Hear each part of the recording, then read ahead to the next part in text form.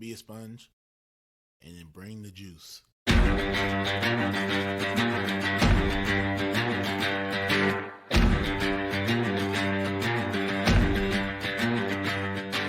By focusing on your improvement, by focusing on your progress, and eliminating any fixed mindset that you may have and acts of perfectionism, then you encourage your own mastery. On some level, we do what we want to do 24 hours a day. Now, sometimes it may not seem like that, but if I'm choosing to work instead of sleep, what I'm actually saying is keeping my job is more important than sleeping. I'm tired of this. I'm tired of getting beat. What can I do to get over this hump? So mentally, that's when I kind of put that forefront, like, hey, it's either all or nothing. I like to put failure in quotations because I don't believe that failure is true failure if you're looking at it with the right mindset. The truth is, the journey to greatness is hard. It takes time, it takes effort, it takes focus, and every day you have to decide what you value, what you want to pursue, and what you want to achieve. And if you dig deep enough, if you push hard enough, we all have what it takes to be great. Welcome to the Edge of Greatness.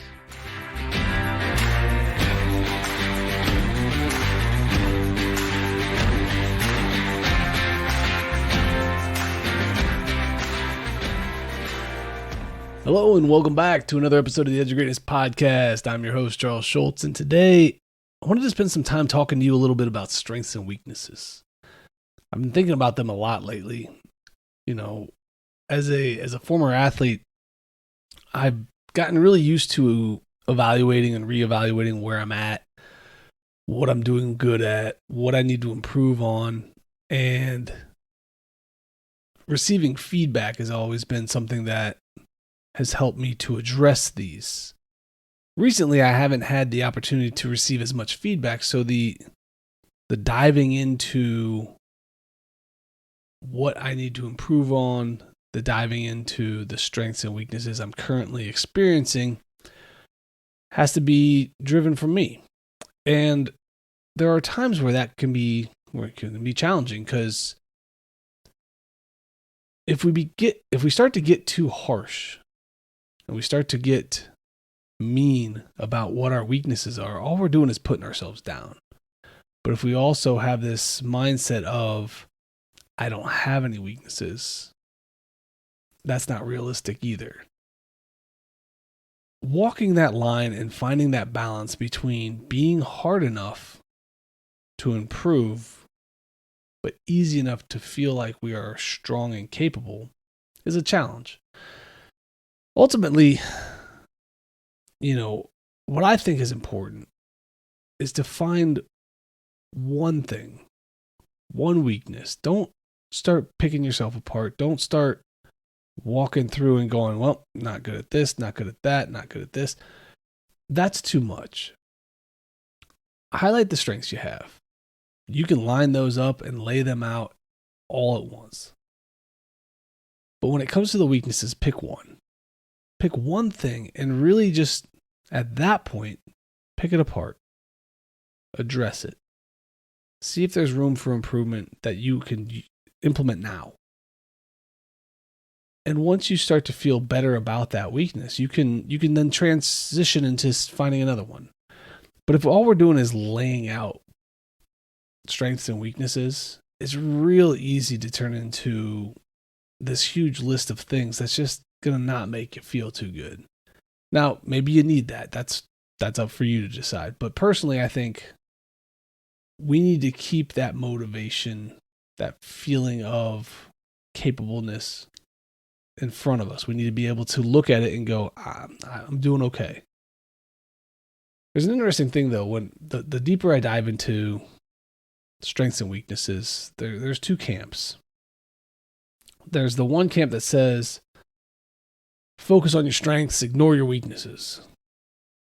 And then there's another camp that says, improve your weaknesses to become stronger overall. I get where you're coming from when whatever camp you decide to fall in, because if you think about it, if you focus on your strengths, those strengths become even better. Those strengths become elite. You become one of a kind.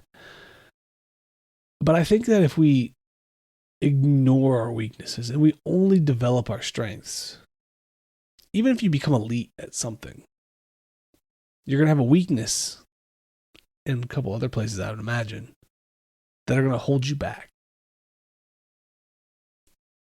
I'm a big believer that balance makes the difference. So I think we should combine the two camps. I think we should never ignore our strengths. They need to be practiced. As a former player, like I mentioned earlier, I was a good hitter, and there would never be a day that I would miss hitting. Now, that being said, I wasn't as good of a fielder, so I would definitely spend time working on those things. You can't ignore your weaknesses, but you also shouldn't neglect your strengths. Just because they're strong now doesn't mean they'll be strong later if you don't work on them. We have to find a way to continue to work on our strengths and make a little bit of time to address and focus on what our weaknesses are, and if anything else, how to work around them. If you're not going to improve them, know how to attack the things you want in life without needing those skills or finding somebody else who has them. Those are the two options in my mind. If you're going to be a person who only focuses on your strengths, then you're going to need to be a person who finds help to address your weaknesses. Now, that's a possibility. That's something you can do.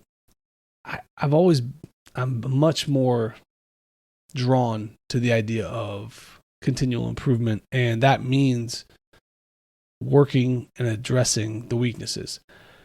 The other thing I find that's interesting is that I believe there's times where something we deem to be a weakness can actually be a strength in some situation. Right? If you're somebody who's, let's say, quick to anger, that's a pretty reasonable weakness, right? Nobody wants to be an angry person. It's obviously not good if you're in a boardroom. It's not good if you're with your kids. But it is good if you get assaulted. It's good if you're getting mugged. It's good in a dangerous situation. Being quick to anger, being quick to defend yourself if you're being attacked, I don't see that as a downside, as a weakness anymore. Sure, you don't want to be quick to anger if you're provoked and start a fight. Now it's a weakness again. See how this works? It's all about the context of the attribute. There are times where your weakness can serve you as a strength. But if you don't know what your weaknesses are, you don't know how to use them in different situations. You don't know when or where they're going to show up. Ultimately, I think we need to take time with ourselves to sit down and address areas of improvement. I think that's the ultimate reason for this introspection for myself, and what I was trying to accomplish is, where do I need to focus my efforts to get a little better? One of my things that I came up with is I am really bad at self-promotion. I don't like to talk about what I do. I don't like to push the services and the products that I have. And that's a bad thing. It's a terrible weakness, because what it's going to lead to is me being a starving artist. And that doesn't do what I do any good. But I also don't want to turn into a person that all I do is talk about what I do. I don't think I have it in me to be that type of person. So I have to learn to do both. I have to learn to deliver value and share what it is I do. Why you should come work with me.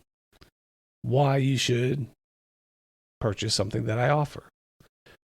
And I think that if I can balance those things, I can adjust and shift a massive weakness of mine into a strength.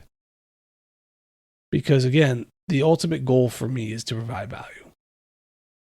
I want the people who listen to what I say, who watch the podcasts, who follow me on social media, to feel like they're gaining value with everything that I put out there. But if you are gaining value, perhaps there's something else that I can provide that would give you more. And I'd have to feel good about that. I have to feel comfortable about that. And as I get better in that realm, it will serve me more. And the more that I can provide revenue-wise for myself, the more I can provide value-wise to my listeners. And that's the unfortunate cycle of things, is that I can't grow what I do as far as providing if I don't grow what I get as far as business, revenue, income. And it's taken me a while to get to this point to understand that. I've always been really good about promoting myself as a service provider when it comes to being a coach or a strength and conditioning provider. But for whatever reason, this online world has been a struggle to get to that point, to feel comfortable to put myself out there. And again, I believe it comes back to the idea that we live this life online through a lens of everybody's successful. They've all got money. They've all got success. They've all got clients. They've all got all the things. There's nobody struggling, which is completely ridiculous, obviously. As you continue to move forward in your journey, don't be afraid to use your weakness and put it out there in front of people. I think when you start to address areas that you want to improve publicly, now it doesn't have to be in front of an online thing like this, but tell your significant other, tell your friends, tell your family. When you do that, you have accountability to continue to move the needle forward. So I hope this episode was something different for you. Maybe it got you thinking about where it is that you can improve. Ultimately, I think for me, I needed to spend some time just with myself and you to talk a little bit, because like I mentioned before, if I don't continue to improve myself, then the things I talk about on my channel, on my podcast, is all just a lie. So in an effort to continue to improve my weakness, I am taking on 2 coaching clients this next month. I have 2 openings. If you are somebody who has listened to the podcast and you found what I provide here useful, perhaps I can help you in another way. I've been coaching people for the last 15 years, whether it's strength and conditioning, athletics, or personal development. And through that time, I've picked up a few things, as well as having 150 plus conversations with elite performers. I feel like that's given me some insight on how we can attack and approach success. So if you're out there and you're looking for a little help over the holidays, if you're looking for a little help in boosting your growth and development, shoot me an email, charles@theedgeofgreatnessproject.com. And I'd love to sit down and talk and see if I'm the right fit for you. Another thing, if you're not in the market for coaching, here's a free option for you. Check out my newsletter. You can find a link in the show notes, and I send it out about once a week. I got away from it for a little while, but we're back. And I try to expand on the value that I'm giving you. And ultimately, if you find that useful, then perhaps that'll lead you to the coaching idea. So a couple things for you there. As you can see, that's not good, right? That was really choppy. Probably hard to listen to. I'm going to work on it. We're going to get better. That's the goal here, right? Let's get better a little bit every day. As always, keep reaching for the stars. Fall flat on your face, remember, whenever we fall, always get up. Thank you for joining us today on the Edge of Greatness podcast. If you haven't yet, please take a minute now to subscribe and review our show. Join us again next week as we continue to dig deeper into the key components of greatness. The path to greatness is never linear, so remember to keep pursuing greatness no matter what. Keep stretching your abilities, reach for the stars, and fall flat on your face. But remember, no matter what happens, whenever we fall, always get up. Until next time, I'm Charles Schultz, and this was the Edge of Greatness podcast.